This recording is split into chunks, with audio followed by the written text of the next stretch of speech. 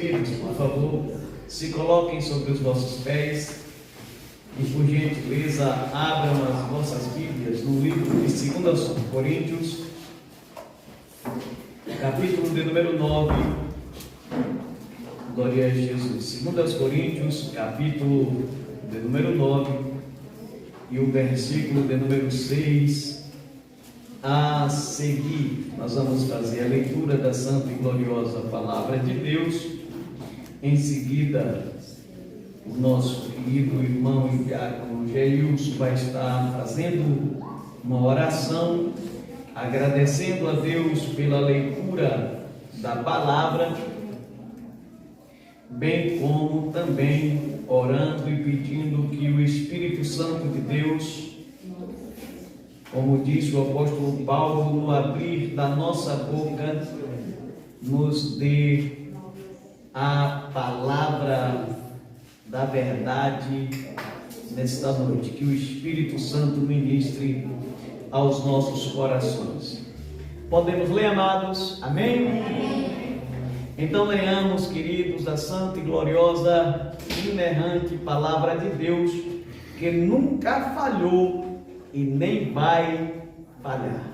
Diz assim: mas digo isto, o que semeia com moderação, também colherá com moderação. E o que semeia em abundância também ceifará.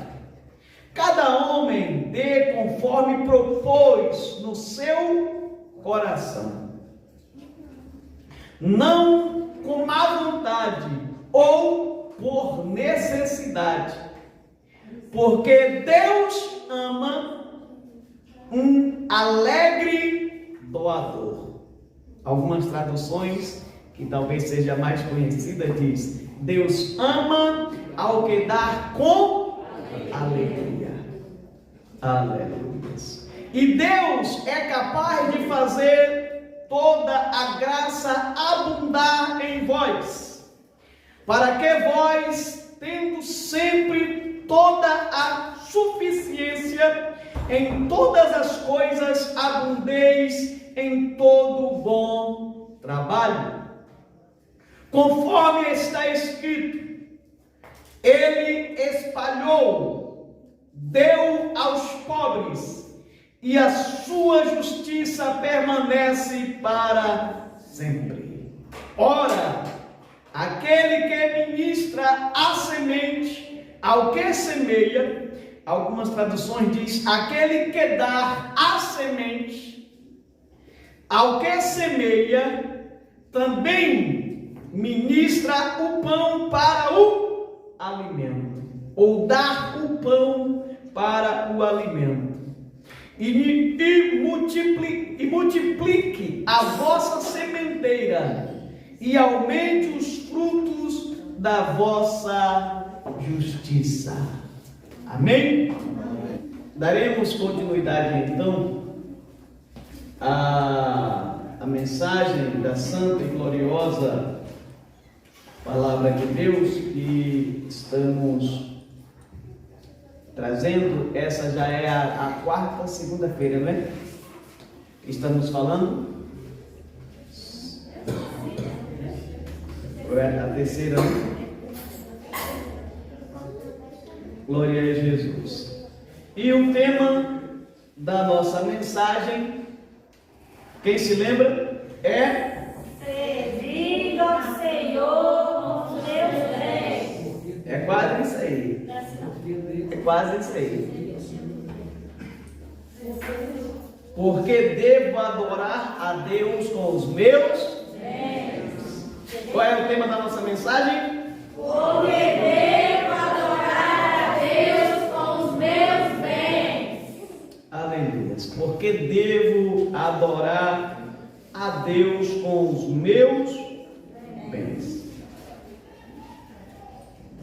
É verdade que esta mensagem, esta palavra que nós estamos estudando, eu já falei isso e agora eu repito de novo, ela é um pouco indigesta para nós. E eu até fico feliz de ver que os irmãos que têm acompanhado a sequência desta mensagem continua vindo ouvir, continua recebendo a palavra, porque este tema que nós estamos trabalhando é um dos temas mais polêmicos que nós temos no seio da igreja.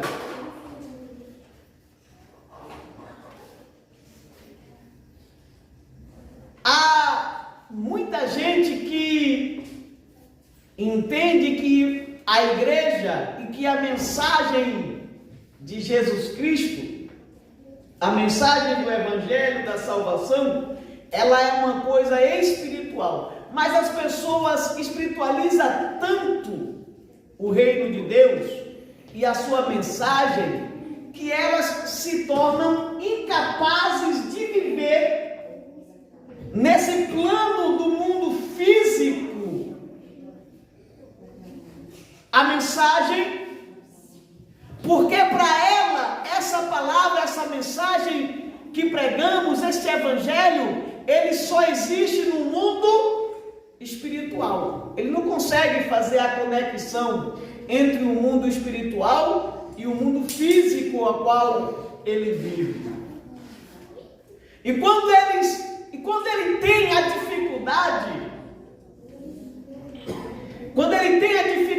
de perceber a materialização da aplicação do reino de Deus nas nossas vidas, ele também tem dificuldade de entender esse movimento da nossa adoração a Deus com os nossos bens.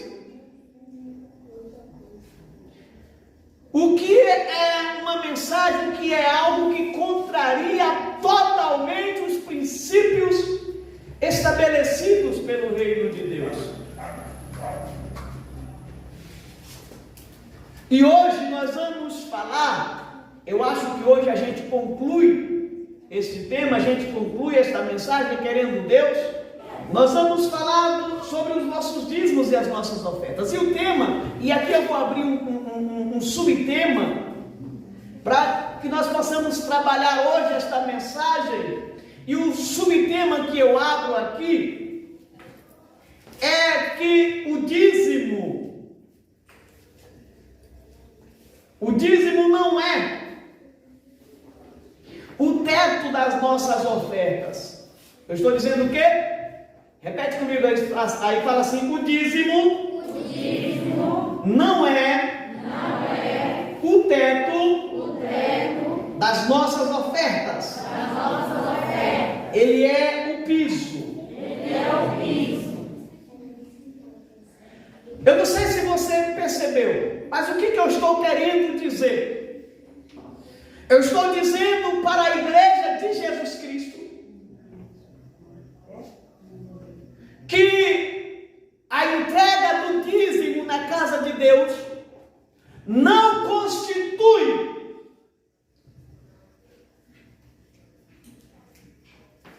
a nossa maior oferta. Ele não é o teto, não é que ele diz assim: olha, esse mês eu já dizimei, então eu não oferto mais porque eu já devolvi, já entreguei o meu dízimo na casa de Deus, então eu não preciso ofertar, eu não preciso dizimar mais.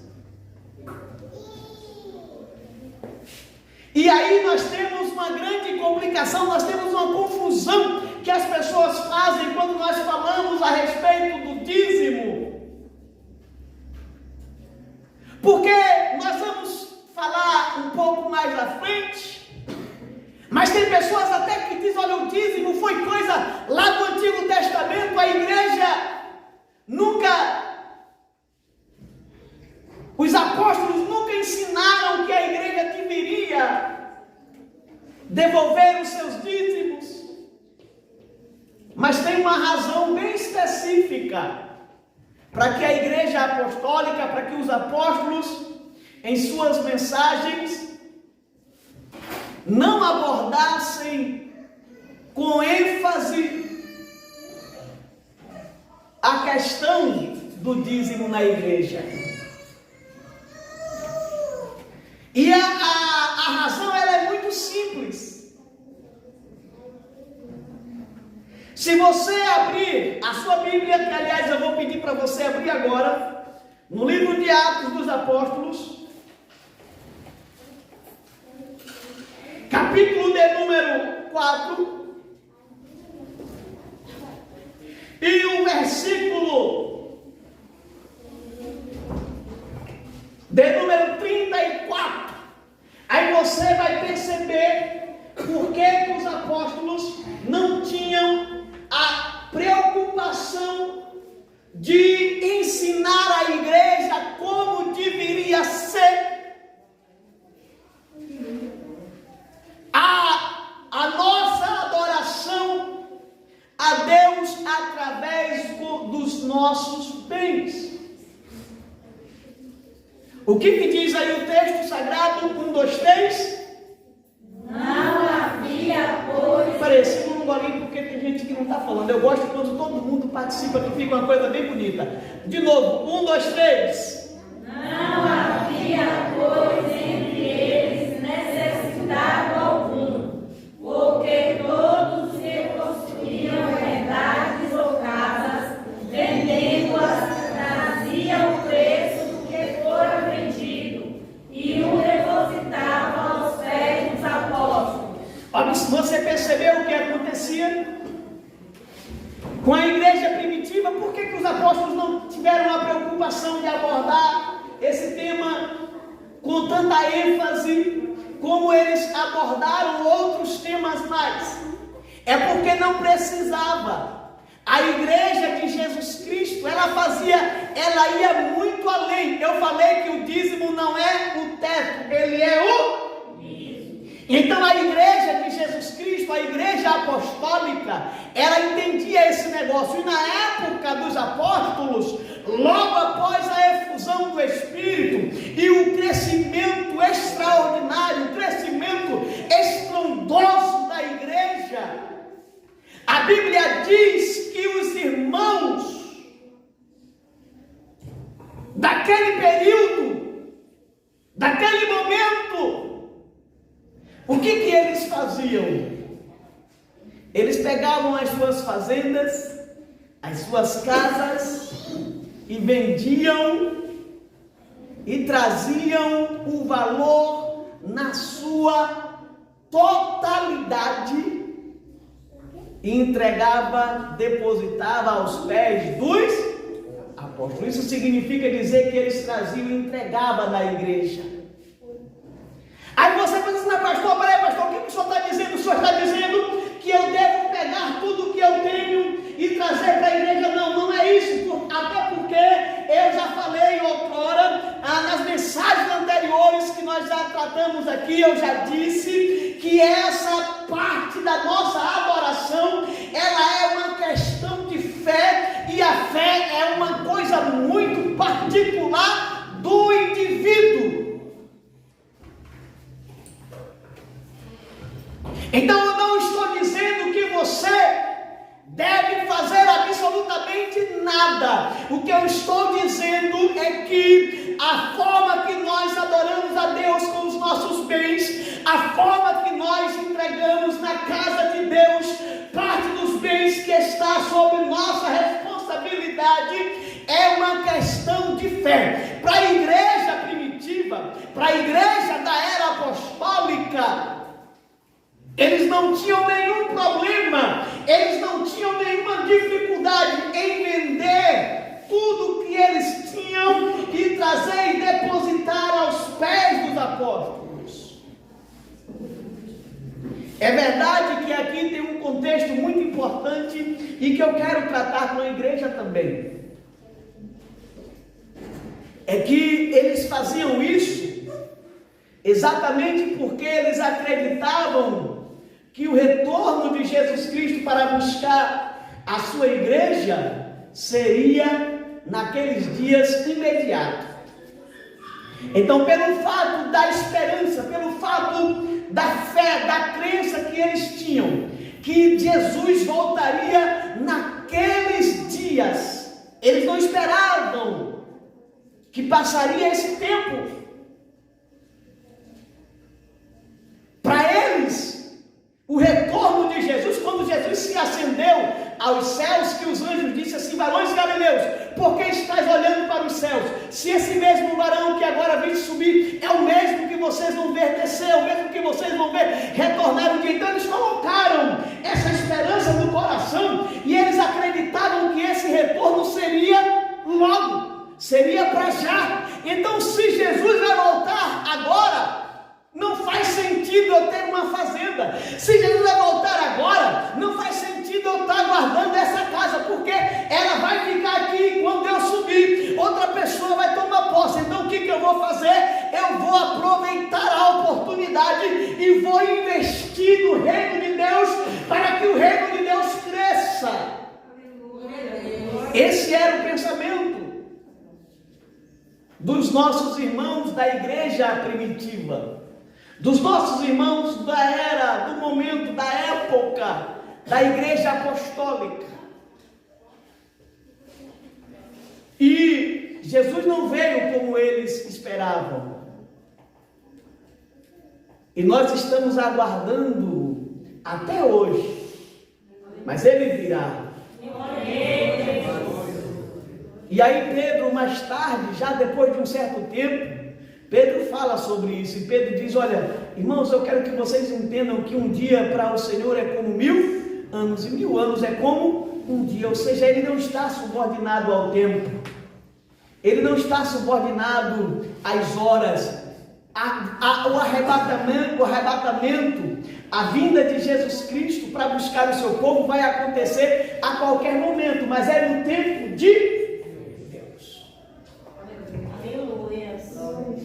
E aí, depois disso, eles passaram grandes privações, porque eles venderam tudo o que tinha, trouxeram, ofertaram. Observe, vai acompanhando comigo aqui, viu?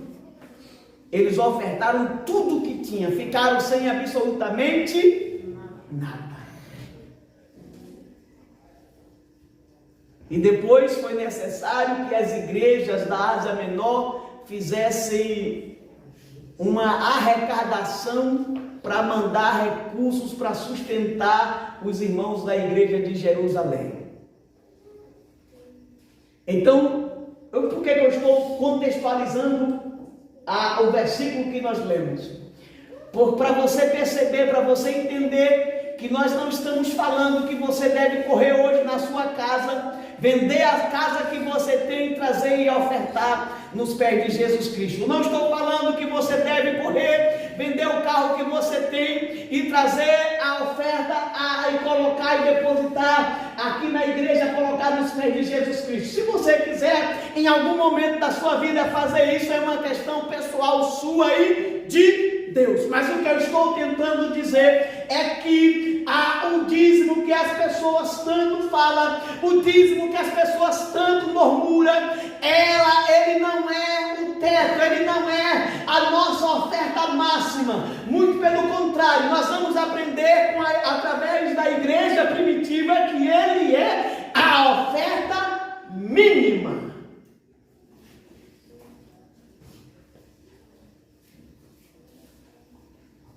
Não é a máxima, é a mínima. E aí, o apóstolo Paulo, quando ele escreve para a igreja de Corinto, ele vai chamar a atenção para esse momento. E aqui Paulo não vai falar do dízimo, porque a ideia que está no coração de Paulo, como eu já falei, a ideia que está no coração dos discípulos é que não precisa estabelecer a devolução dos 10%. Por quê? Porque ali tinha uma igreja devota, ali tinha uma igreja que não tinha problema em ofertar, ali tinha uma igreja que não tinha problema em dizimar, ali tinha uma igreja que não tinha problema em trazer para a casa de Deus, em aplicar no reino de Deus recursos para que o reino de Deus se desenvolva. desenvolvesse, para que o reino de Deus crescesse. Aí o apóstolo Paulo vai dizer, no texto que nós lemos, aí ele vai dizer, olha, aquele que semeia pouco, pouco também ceifará.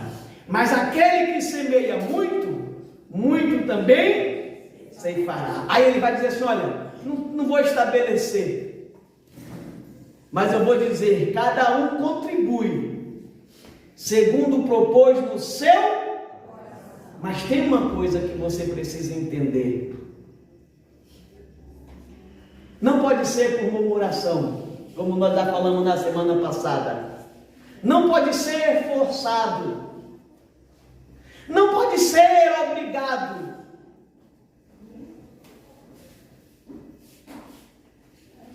Tem que ser uma coisa voluntária.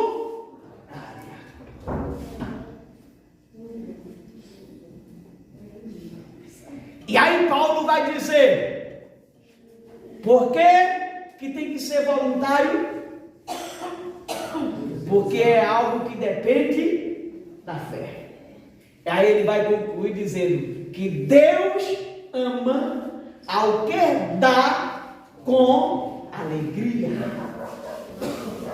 Em outras palavras, no texto original, no grego, o significado aqui de dar com alegria, Paulo, em outras palavras, se nós fôssemos traduzir ao pé da letra, Paulo estaria dizendo, Deus ama aqueles que estão dispostos a fazer qualquer coisa pelo reino de Deus. Essa é a interpretação, esse é o sentido real da palavra. Mas aí a gente traduz, a nossa tradução diz que Deus ama o que dá com alegria.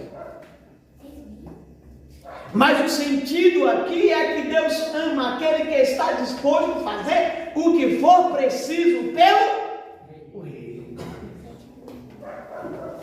Então aqui já percebe que a mensagem é essa. É a mensagem da alegria, de estar disposto a fazer o que for preciso pelo crescimento do reino de Deus. E quando eu digo aqui fazer o que for preciso para o crescimento do reino de Deus, eu falei na semana passada e hoje eu vou repetir de forma mais didática. Eu vou explicar melhor. Eu falei, eu não expliquei dessa forma, mas hoje eu explico que a igreja de Jesus Cristo, ela tem duas faces, ela tem duas caras. Ela tem uma cara que ela é física, ela tem uma cara que ela é palpável, ela tem um espaço físico como esse que nós utilizamos aqui. Aqui é um templo, aonde nós nos reunimos como igreja.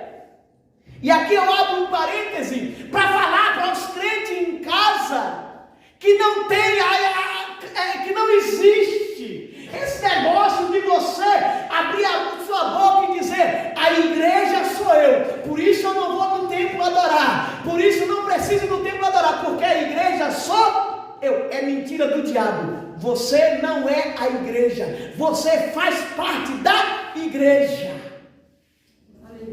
A igreja é o coletivo. A própria palavra em si, eclésia, ela tem um sentido no plural. Chamados para fora. Aqueles que foram chamados para fora do mundo e foram incorporados, foram inseridos no corpo de Cristo. Não é uma pessoa. Haja vista, se você observar as palavras de Jesus Cristo, ele vai dizer, aonde estiver dois, ou, por que ele não fala só um? Porque um é singular, e um indivíduo não é igreja. Então eu vou dizer para esses camaradas que estão inventando de ficar sem crente em casa, porque abre a boca e diz, eu sou igreja, tu está redondamente enganado. Tu nunca foi igreja.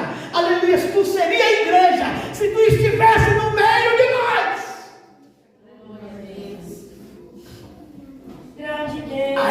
você estaria de fato fazendo parte da igreja de Jesus Cristo. Porque é aqui que nós nos reunimos como igreja. E nós temos um espaço físico. E essa cara física, nós dizemos que ela é uma organização filantrópica. Qualquer igreja local, ela vai ser uma organização. Ela vai ser um grupo social.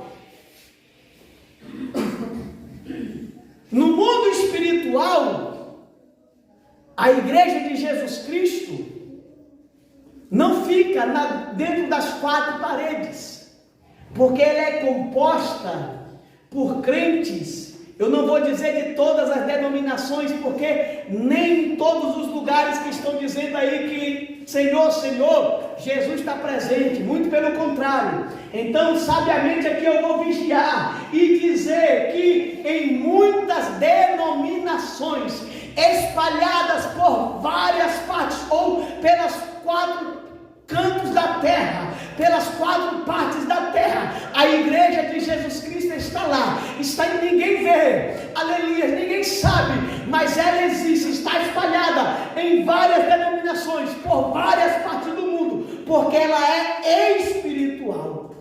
Aleluia. E como espiritual, ela é um organismo. Física, ela é uma organização. Espiritual, ela é um organismo. Como organismo, ela se alimenta disso aqui que a gente está comendo agora, ó. Glória a Deus. Como organismo, ela se alimenta da palavra. Ela come a palavra. Ela vive da palavra. Como organização, ela depende dos nossos dízimos, das nossas ofertas alçadas, para não apenas manter-se com as portas abertas, como também, aleluia, pregar, propagar, disseminar o Evangelho de Jesus Cristo, não apenas na sociedade que estamos inseridos, mas nos quatro cantos da terra. Quem mantém a igreja de Jesus Cristo são os crentes salvos em Cristo Jesus. E é por isso que Paulo vai dizer que Deus ama aqueles que estão dispostos a fazer qualquer coisa pelo reino de Deus. Aleluia. Glória a Deus, aleluia. Aleluia, que eu estou vendo glória a Deus, que numa mensagem dessa não dá para dar glória a Deus não. Mas eu estou vendo glória a Deus, e isso é bom.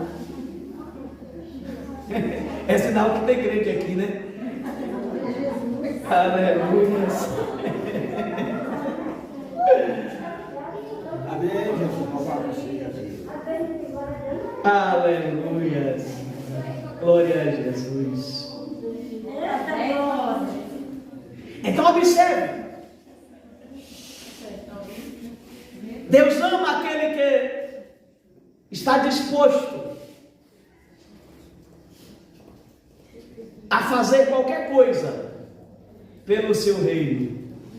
E aí, voltando ao que eu estava falando antes, que o dízimo não é a máxima das nossas ofertas, é a mínima. Eu quero que vocês abram as vossas Bíblias, por gentileza. A gente já falou sobre isso aqui, mas agora a gente vai ler, por favor. Abra a sua Bíblia no livro de Marcos, capítulo de número 12, e o versículo de número 14. Agora eu quero que vocês leiam bem bonito, bem animado, para ficar gostoso para Jesus, né? Para ficar lindo a igreja de Jesus Cristo, comendo a palavra de Deus. Vamos lá? Marcos capítulo 12, versículo 44. 44. Marcos 12, 44. Marcos 12, 44. O que diz? Vamos lá, 1, 2, 3. Porque todos ali deitaram o que lhes almejavam, mas esta, na sua pobreza, deitou tudo que tinha, todos os seus Observe, aí nós estamos falando aqui daquela mulher, daquela campeã, daquela heroína da fé.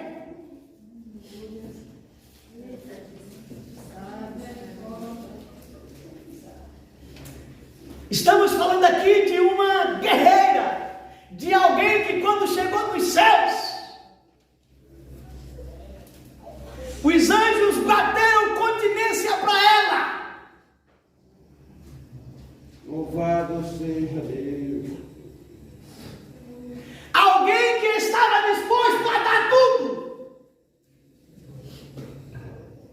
E aí, vocês conhecem a história da mulher, da viúva, que de boba não tinha nada. E aí eu me lembro, o pastor Wilton, ele tem uma frase, ele fala o nome mas eu não lembro bem quem é o escritor que diz, mas o pastor Wilton, ele tem uma frase, ele gosta de recitar uma frase, que ele diz assim, que não é tolo o que dá, o que não pode reter, para ganhar o que não pode perder.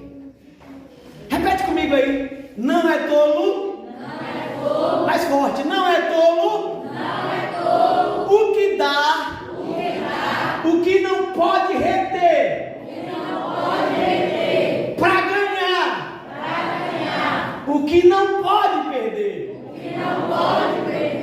Aí está essa mulher.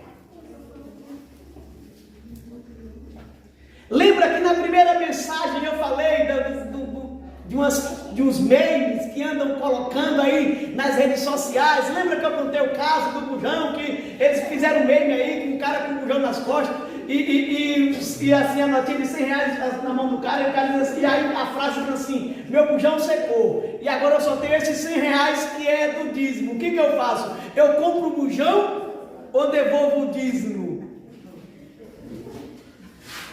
Não é a voz de Satanás mesmo?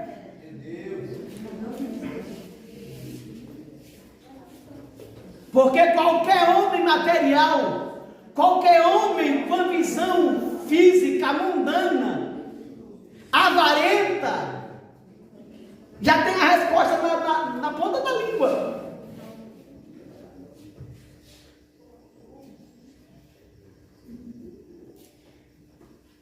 E aí a gente vê Jesus falando, contando aqui, trazendo essa mensagem, esse exemplo daquela heroína que foi lá, e diferente daqueles que davam o que sobejavam, o que sobrava, ela foi lá e deu tudo. Aí eu vou pegar, olha aqui para mim, porque aqui tem uma coisa importantíssima, viu? Apesar de Paulo começar o texto dizendo que aquele que semeia pouco, pouco também colhe, e aquele que semeia muito, muito também colhe, não se deve entender que Paulo está falando aqui de semear coisas carnais e colher carnais.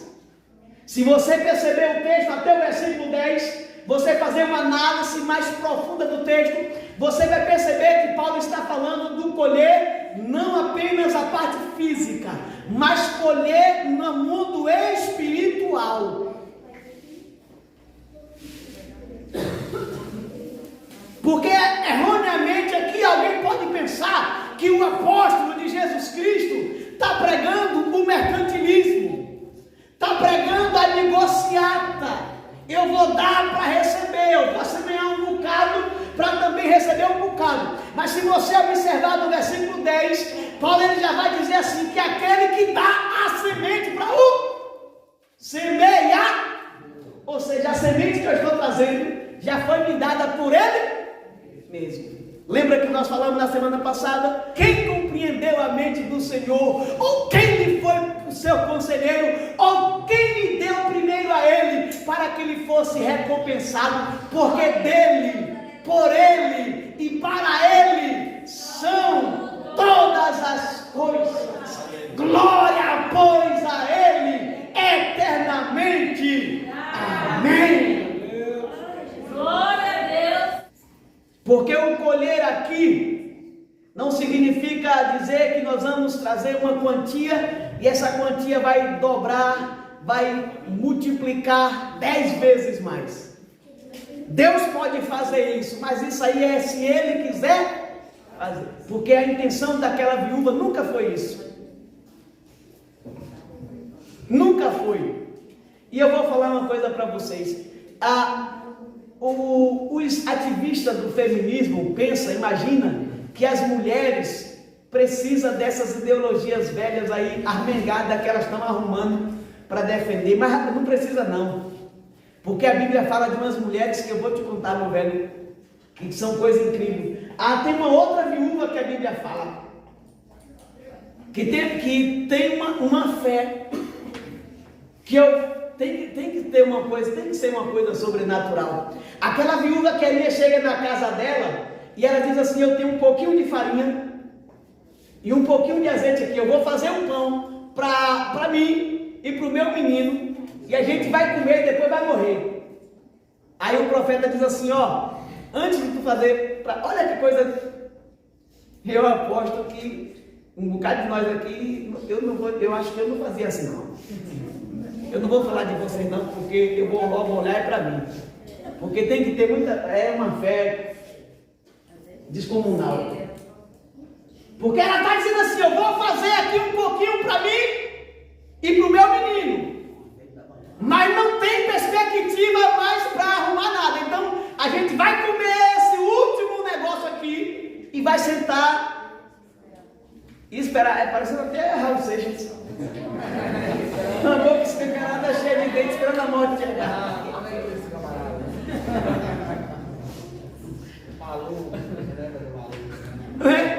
A gente vai comer aqui e vai morrer. Aí o profeta diz assim: não, tu vai fazer diferente. Tu vai fazer primeiro para mim. E aí o cara do bujão de gás, ele ia nessa. Vai nada. Eu estou dizendo que vou comer e vou morrer. Eu vou fazer primeiro para tu? Vai ser fogada assim longe. Mas uma viúva também. Oh, Jesus, tu és poderoso. E ainda tem mais, olha aqui para mim.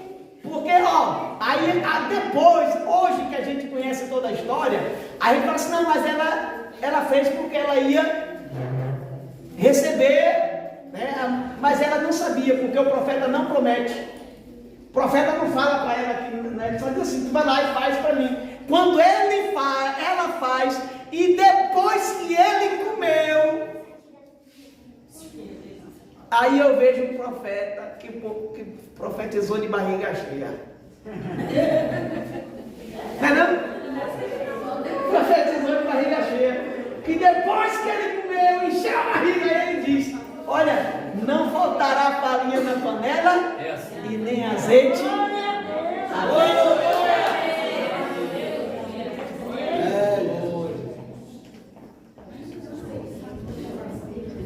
Nós estamos falando de pessoas que estão dispostas a fazer qualquer coisa para o crescimento, desenvolvimento, manutenção do reino de Deus.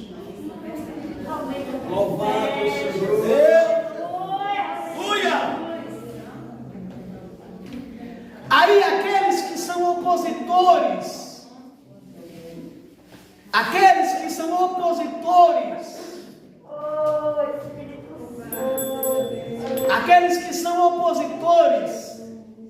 a nossa prática de fé, da nossa adoração a Deus com os nossos dízimos, tem duas coisas em relação a esses indivíduos que precisa ser dita. A primeira é que eles não têm a coragem de ofertar o mínimo, que é o dízimo. Então, a ideia deles é oferecer ao Senhor menos do que o mínimo.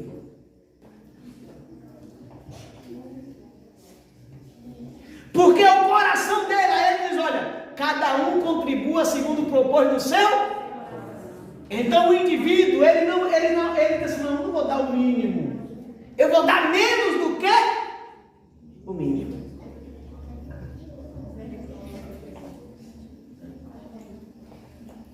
A segunda coisa que precisa ser dita em relação a esses indivíduos é que eles desenvolvem uma teoria, uma mensagem falsificada, dizendo que o dízimo não pode ser aplicado como doutrina na igreja, porque é coisa da lei de Moisés.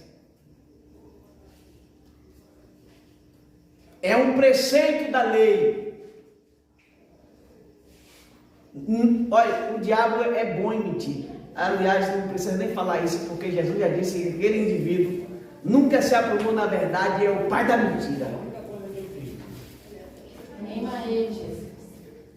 Mas é uma grande mentira do diabo. Porque olha aqui para mim, o dízimo não é uma prática oriunda da lei. O dízimo é um princípio espiritual. E aqui eu já vou dizer uma coisa que você precisa aprender. Porque tem uns indivíduos que quando a gente vai discutir a Bíblia, quando a gente vai pregar a mensagem do reino, tem uns indivíduos que diz logo assim: pega o Antigo Testamento e esqueça. Porque o Antigo Testamento não serve para a igreja. Só pode ser talelé da cuca. Porque quem fundamenta a mensagem do Novo Testamento é o Antigo. O Novo Testamento não traz mensagem nova, não, imbecil. Eu estou falando para os indivíduos lá, gente. Porque depois eu vou postar esse negócio na rede social. E aí eu sei que vai ter algum deles lá que vai... Mas o Novo Testamento não traz mensagem nova. A mensagem pregada no Novo Testamento, ela é fundamentada, ela é alicerçada no Antigo. É verdade. E as práticas dos princípios espirituais e morais, eles são eternos.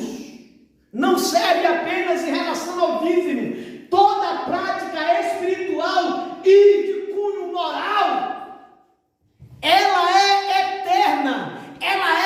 Ele existia, o princípio existia antes da lei de Moisés, existiu durante a lei de Moisés e existe até hoje, porque o princípio está baseado em Deus. E o Deus desta igreja não muda.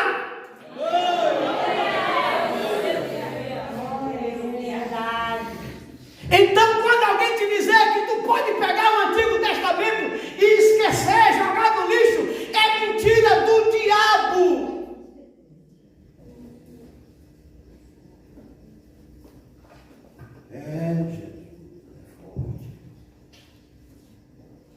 É mentira do diabo. E aí nós temos a prática do dízimo, que não é uma prática oriunda da lei. A lei regulamenta, mas ela não é oriunda da lei. Quando é que essa expressão, quando é que essa palavra surge pela primeira vez? E a forma que ela surge, a forma que ela aparece, falando de maneira lógica, ela surge de forma natural, o que significa dizer que era uma prática já recorrente da época. Ela aparece aonde? Abre a tua Bíblia aí, por favor. No livro do Gênesis, capítulo de número 14, e o versículo de número 20. E depois, livro do Gênesis, capítulo 28, versículo 22. Gênesis 14, 20. E depois 28, 22. O que diz aí em Gênesis 14, 20? Por favor, igreja de Jesus Cristo, me ajude nesta noite. Leia, por favor. Bendito seja o Deus Altíssimo, que entregou os teus inimigos nas tuas mãos e deu-lhe Observe como é que diz aí: bendito seja o Deus Altíssimo, que entregou os teus inimigos nas tuas mãos, e deu-lhe o dízimo de tudo. De quem que a Bíblia está falando aqui? A Bíblia está falando do encontro do nosso pai na fé, Abraão, com Melquisedeque.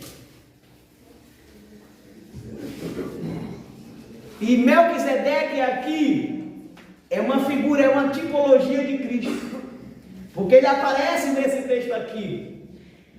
E Abraão, que é o nosso pai na fé, Abraão, que é um homem o qual Deus escolheu para ser o pai da promessa, pagadíssimo a Melquisedeque.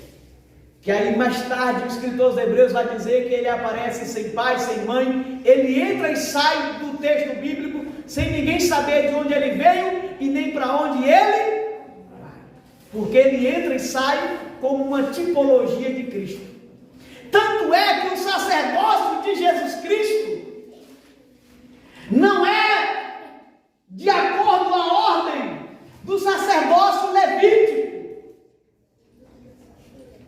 E aí o escritor aos Hebreus vai dizer que o sacerdócio de Jesus Cristo é segundo a ordem do sacerdócio de Melquisedeque, porque é um sacerdócio eterno. Aleluia! Louvado seja Deus, é verdade. E aí Abraão paga dízimo de tudo que ele tem a Melquisedeque, rei de Salém e sacerdote do Deus Altíssimo. A segunda vez que ele vai aparecer ainda no livro do Gênesis, observe que aqui não tem nada a ver com a lei. A lei, ela surgiu depois desse período aqui, quase uns 600 anos depois.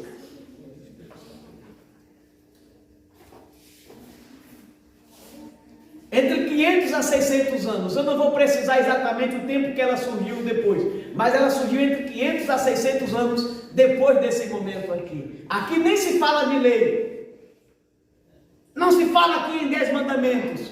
Aqui, Abraão e os homens de Deus que viveram nesse tempo específico, viviam pelos princípios espirituais e morais. Como eles conheciam esse princípio, eu não sei. Eu acredito que por meio de uma revelação divina, mas eles viviam por esses princípios. Depois de Abraão, nós temos o exemplo do seu neto.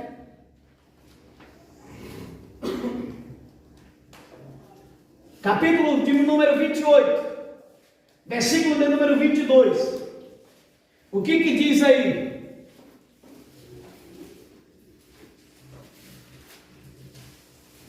Que hora é essa? Porque o tempo já está indo embora. E esta? Interessa. 8h54. Só falta 6 minutos para a gente concluir. Não vai dar. Eu vou ler rápido para a gente terminar. Vamos, o que diz aí? E esta pedra que tenho posto por coluna será a casa de Deus, e de tudo quanto lhe deres, certamente te darei o dízimo. Aqui é o neto de Abraão falando, Jacó. E observe que ele nem tinha se convertido ainda não, viu? Isso aqui ele ainda era aquele que agarra, aquele que quer usurpar o irmão. Aliás, aquele está fugindo, porque ele engamelou o pai, roubou a bênção do irmão, que eu não sei nem se eu posso dizer que aquilo foi um roubo, porque o irmão que foi profano mesmo e vendeu para ele por um prato de comida. E aí eu vou dizer uma coisa para vocês aqui: quantos estão trocando Jesus por um prato?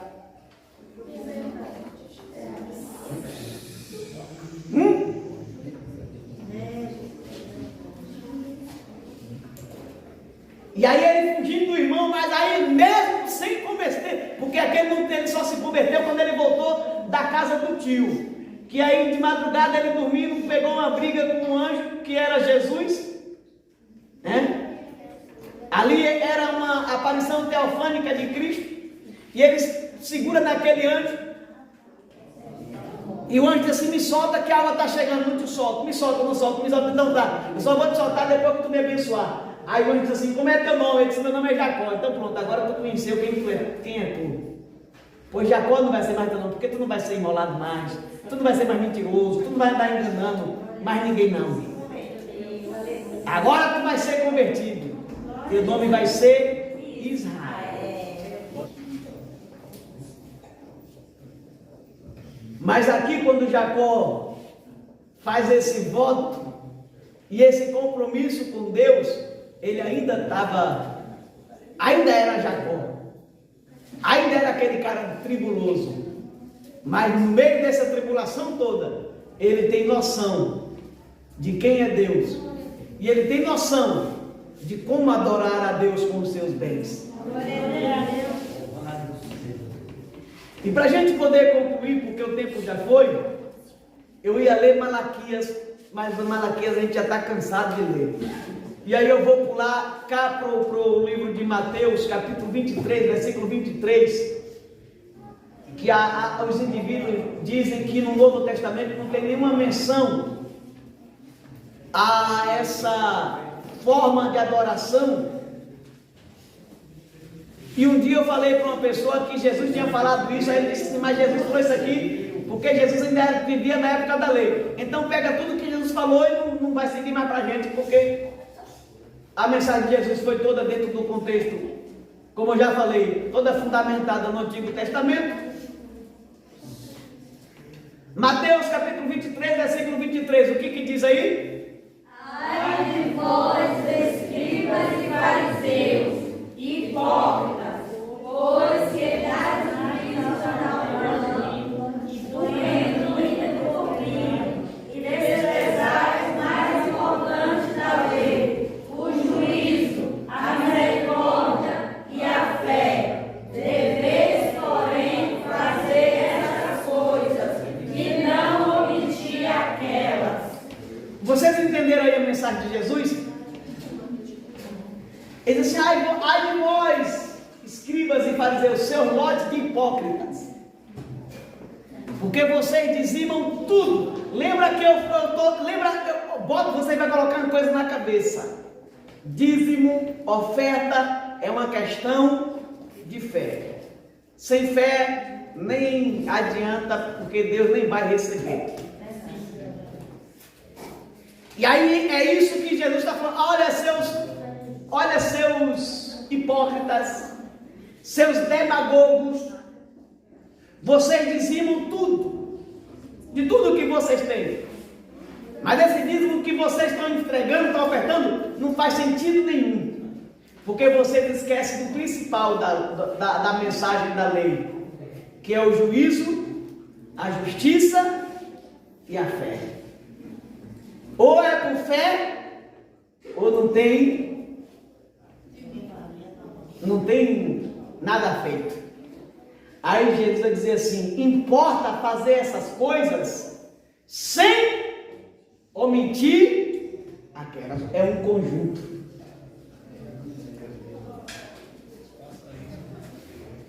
Jesus não está dizendo assim: esse dízimo não é para. Acabou aqui, acabou, não tem mais negócio de dízimo, porque o dízimo está na lei.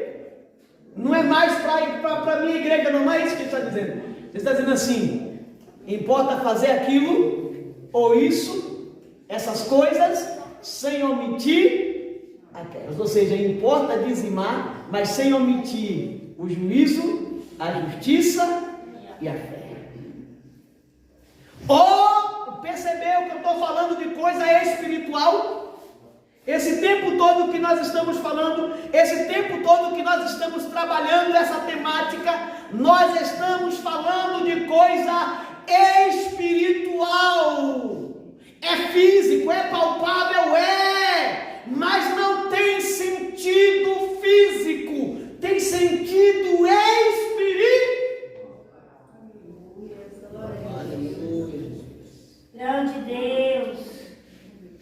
E assim, queridos, a gente conclui. Eu falei que eu não ia ler Malaquias não, mas você só vai ler só para você levar para casa. Abra sua Bíblia aí no livro de Malaquias. Eu não vou comentar não.